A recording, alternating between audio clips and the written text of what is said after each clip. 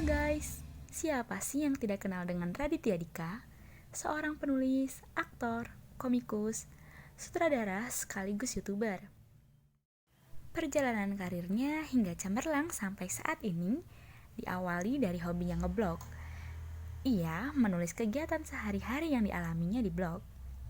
Ibaratnya, blog sudah menjadi diari bagi seorang Raditya Dika. Raditya Dika mulai aktif ngeblog semenjak ia duduk di bangku SMA.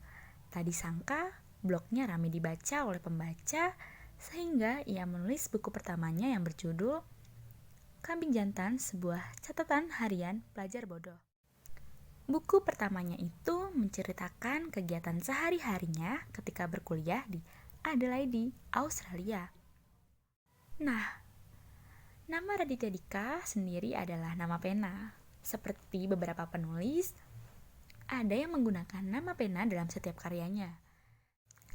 Nama aslinya adalah Dika Angkasa Putra Muwarni Nasution, putra dari ayah bernama Jocelyn Nasution dan ibu bernama Teti Nasution.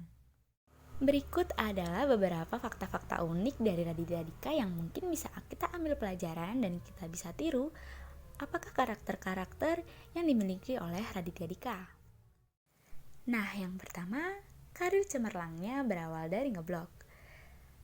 Raditya Dika tidak menyangka bahwa alur karirnya akan menjadi seperti sekarang ini. Semua itu bermula dari hobinya ngeblog menceritakan kegiatan sehari-hari. Dari ngeblog, lahirlah buku pertamanya yang diberi judul Kambing Jantan, sebuah catatan harian pelajar bodoh. Menjadi pusat magnet bagi kesuksesan Raditya Dika. Mengapa? Ya, karena buku tersebut mempersembahkan genre baru yang masih tergolong baru, yakni genre komedi. Selain dibungkus dalam cerita komedi, buku Bang Radit juga dikemas dalam cerita personal yang membuat bukunya berbeda daripada penulis lain. Kedua, nama binatang menjadi personal branding bukunya. Dalam sebuah artikel di majalah Innovation Indonesia menyatakan bahwa binatang adalah identitas Raditya Dika. Maksudnya bagaimana? Coba perhatikan buku-buku yang ditulisnya. Pasti selalu ada nama binatang dalam setiap judulnya. Beberapa judul bukunya adalah sebagai berikut.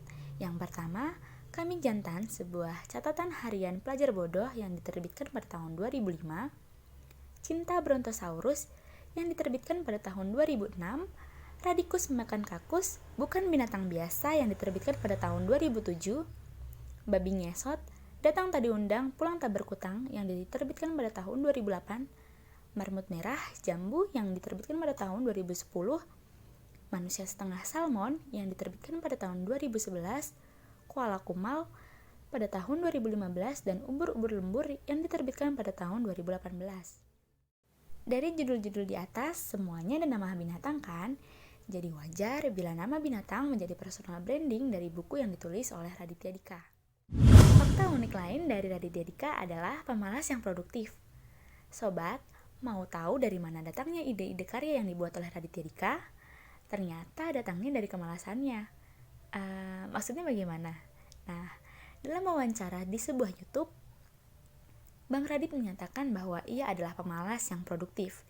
Ia tak suka pergi keluar rumah, ia tidak suka berpergian ke keramaian, bahkan ia lebih suka melamun dan menyendiri. Nah, dari kebiasaan-kebiasaan tersebut, maka datanglah ide-ide liar yang memintanya untuk segera ditulis. Selain itu, Bang Radit juga sempat dicemooh bahwa penulis tidak punya jenjang karir. Semakin tinggi pohon, maka semakin kencang pula anginnya. Itulah yang dialami oleh Raditya Dika suatu ketika ia bertemu teman SMA-nya di eskalator sebuah pusat perbelanjaan. Ketika di suatu pusat perbelanjaan, ia bertemu temannya yang mengatakan bahwa penulis itu suram. Penulis itu nggak punya tangga karir kayak pekerjaan teman-teman sebayanya. Kejadian itu membuatnya berpikir bahwa memang benar menjadi penulis tidak punya tangga karir. Semenjak dicemooh seperti itu, justru menjadi pelecut semangat bagi dirinya.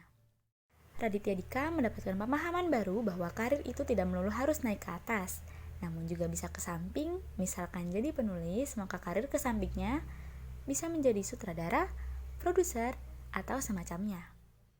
Nah, Bang Radit juga punya beberapa pintu penghasilan dari menulis. Kalau ingin bebas secara finansial, salah satu caranya adalah dengan membuat beberapa pintu penghasilan atau revenue stream. Raditya Dika menyarankan untuk membuat beberapa pintu penghasilan dari basic kemampuan yang dimiliki. Misalnya, Raditya Dika memiliki basic menulis, maka sumber revenue stream yang lain adalah dia bisa dengan membuat serial sendiri, seperti menjadi aktor dari skrip yang dibuat dan semisalnya. Tak hanya itu, Raditya juga merupakan pensiun dini. Emang penulis punya pensiun? Wah, jangan salah ya. Pensiun bukan hanya milik para pegawai negeri sipil. Raditya Dika telah membuktikannya. Bang Radit sudah memiliki dana pensiun yang bisa menghidupinya kelak. Dana pensiunnya sudah terkumpul sebelum usia 40 tahun. Istilah kerennya, Bang Raditya Dika telah pensiun dini sebelum umur 40 tahun. Cara yang dilakukannya agar bisa pensiun dini adalah dengan menyisihkan uang dari pendapatan yang diterima untuk uang pensiun hingga mencapai jumlah tertentu. Sehingga setiap tahunnya 4% dari uang pensiun itu bisa digunakan untuk menghidupi kehidupan sehari-harinya. Kiat-kiat sukses dari Bang Radit adalah menjadi berbeda adalah kunci kesuksesannya. Orang sukses bukanlah orang kebanyakan. Seringkali orang sukses itu berasal dari orang yang berani berbuat berbeda. Seperti Raditya Dika ketika akan membuat serial stand-up comedy, di mana ia mencari cara agar serialnya itu tidak sama dengan komikus lainnya. Sehingga muncullah ide serial Cerita Cintaku. Serial ini membuat penonton bisa ikut serta di dalamnya. Dan serial ini belum pernah ada di Indonesia loh. Selanjutnya, jangan cengeng dalam berkarya. Pesan dari Raditya Dika bagi Anda yang ingin berkarya adalah jangan cengeng. Seperti nasihat mentornya, jangan sedikit-sedikit berkeluh kesah. Misalkan ingin menulis tapi kok merasa belum punya ilmu, lagi tidak mood, pokoknya jangan cengeng. Langsung mulai menulis saja. Pesan dari mentornya untuk jangan cengeng diterapkan dalam kehidupan sehari-harinya. Sehingga ketika menemukan kesulitan atau hambatan, bukannya mundur dengan 1000 alasan namun maju dengan segala cara, meskipun belum cukup tahu. Nah, bisa banget nih dicoba. Fakta unik dari Raditya Dika selanjutnya atau yang terakhir adalah sudah memiliki tabungan anak semenjak tahun 2005. Fakta unik yang terakhir ini cukup membuat kagum sekaligus merasa kocak. Jadi, ketika Raditya Dika mendapatkan cek royalti dari bukunya yang terbilang besar, maka langsung dimasukkan ke tabungan. Uniknya, semenjak tahun 2005, jauh sebelum menikah, dia sudah visioner untuk membuat tabungan anak. Nah, karena belum ada nama anaknya, maka dinamailah tabungan tersebut dengan nama kecoa. Wah, memang unik ya. Nah, itu dia beberapa fakta-fakta dan juga karakter yang mungkin bisa kita petik dari Raditya Dika. Ternyata, setiap orang punya arena tantangannya sendiri ya. Jangan menyerah ketika dicemooh, justru cemooh, nyinyiran, bahkan hinaan, terkadang menjadi bahan bakar pelecut semangat untuk segera meraih kesuksesan seperti yang dialami oleh Raditya Dika. Selamat menemukan jalan kesuksesanmu sendiri. Dadah!